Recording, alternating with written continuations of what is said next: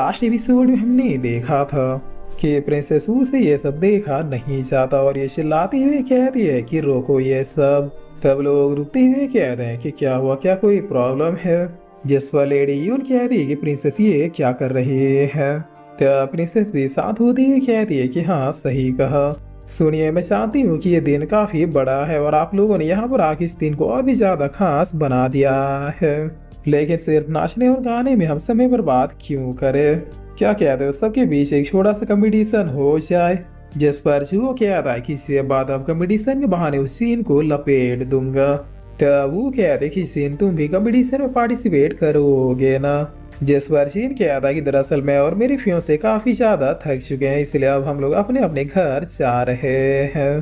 तब वो अपने मन में कहते कि इसकी तो ये लड़का मुझे बार बार रिजेक्ट कर रहा है। और फिर वो कोई एक आइडिया आता है और ये अनाउंसमेंट करते हुए कहते कि जो भी यहाँ पे सबसे स्ट्रॉन्गेस्ट होगा उसे मैं एक किस दूंगी।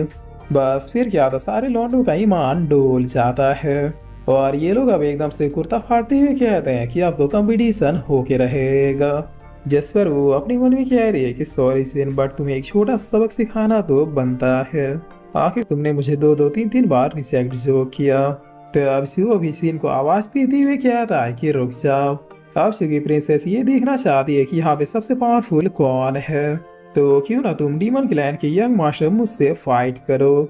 जिस पर वो कह दे कि प्रिंस वो ये तो शॉर्ट टेम्पर का आदमी है, मुझे लगता है कि जिन से इसकी दुश्मनी पहले से है। तो अब लेडी यून कह रही है कि रोक दीजिए, ये सब इन दोनों के लेवल्स में जमीन आसमान का फर्क है। जिस पर वो कह रही डोंट वरी, तुम हमेशा उसे बचाती कब तक फिरोगे। तो अब लेडी यून कह रही उसके फादर से प्रॉमिस किया था कि हमेशा ही उसका ख्याल रखूंगी। जिस बार वो कह रहा तुम्हें मुझसे फाइट करनी ही होगी सेन, क्योंकि यहाँ पे इकलौते तुम ही थे जिसने मुझे चैलेंज करने की जरूरत की थी। अब मैं बगैर हाथ पैर तोड़े तुम्हें यहाँ से आसानी से जाने कैसे दे सकता हूँ। इसके अलावा प्रिंसेस से किस भी तो लेना है, इसीलिए मैं तुम्हें सबके सामने डेथ मैच के लिए चैलेंज करता हूँ। तब लेडी यून कह रही कि प्रिंसेस रोकी ये सब, ये अब खतरनाक हो जा रहा है। जिस पर प्रिंसेस वो कह रही डोंट वरी, ये सब बस फेंका फेंकी वाली बातें चल रही है और अगर फिर भी जेन खतरे में पड़ा तो फिर मैं पर्सनली एक्शन लूंगी। एल्डर गो यहीं पर इनविजिबल तरीके से मौजूद है जो मुझे हर समय प्रोटेक्ट करते हैं। वो कल्टीवेशन के 5th स्टेज यानी किंग रिलम के बंदे हैं, यहाँ पर उनके जितना पावरफुल और कोई भी नहीं। तब वो कहता है कि सीन क्या तुम तैयार हो मुझसे फाइट करने के लिए। जिस पर सीन कहता है कि बिल्कुल नहीं। तब वो कहता है कि क्यों, फट गई क्या।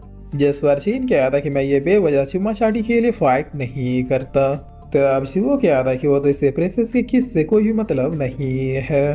कोई बात नहीं, मैं जानता हूँ कि तुम जैसे गरीबों के मुंह से हाँ कैसे बुलवाना है।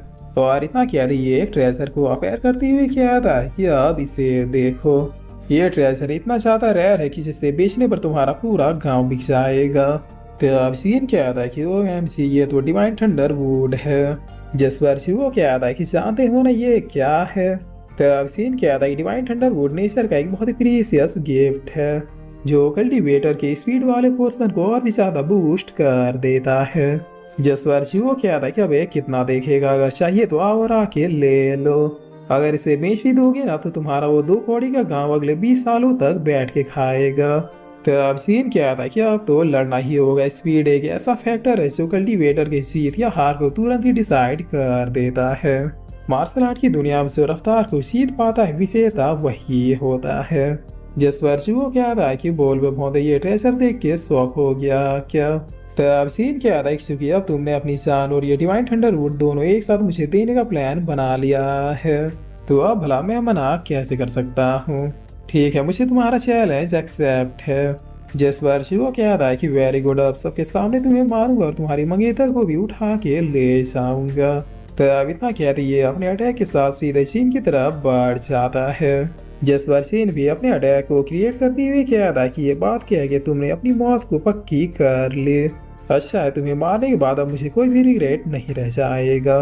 तब वो इसके करीब आते हुए कहता है कि तेरी तो।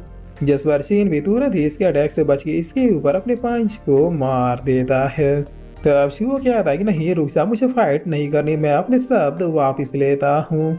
जिस पर फर्स्ट प्रिंस कहता है कि इन दोनों के लेवल्स में इतना गैप है जितना समुद्र की गहराइयों में होता है। इसके बावजूद भी वो लड़का सीन ये कैसे कर रहा है। तो अब सीन क्या था, सॉरी लेकिन तुम्हें मरना ही होगा। और इतना कहते ही सीन इस पंच को इसके ऊपर मार देता है, जिसकी वजह से काफी बड़े धमाके के साथ जो यहीं पर खत्म हो जाता है। जिस पर लोग कहते हैं कि देखो स्वॉर्ड तो जुआ डायनेस्टी के सोल को डिनोट करता है। ये स्वॉर्ड बाहर आ गया, इसका मतलब प्रिंस वो मर चुका है। तो अब लेडी यून भी अपने मन में कहती कि मुझे लगा कि सीन में बस थोड़ा बहुत बदलाव आया है, लेकिन ये तो थोड़ा बहुत से बहुत ज्यादा हो गया।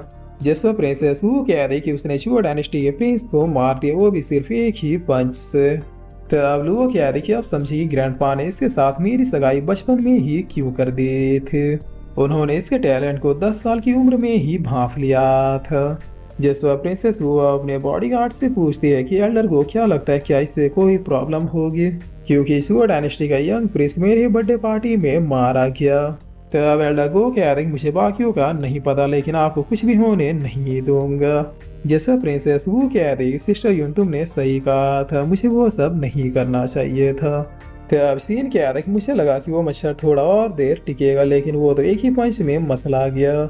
जिस पर प्रिंस वूशंग कह रहा कि मैंने जुआ जैसा गधा आज तक कभी भी नहीं देखा, वो भलाई किस त्रिडलम के बंदे से कैसे मर सकता है।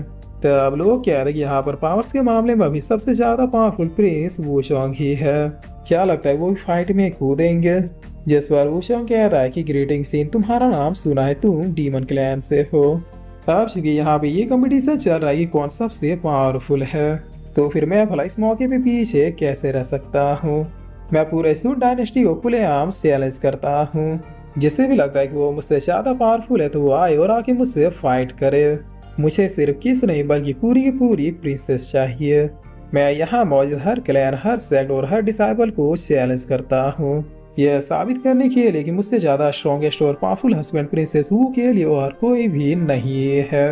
तो अब सूट डायनेस्टी के लोगों, या तो मुझसे फाइट करके मुझे हरा दो या फिर अपनी प्यारी प्रिंसेस का हाथ मेरे हाथों में दे दो।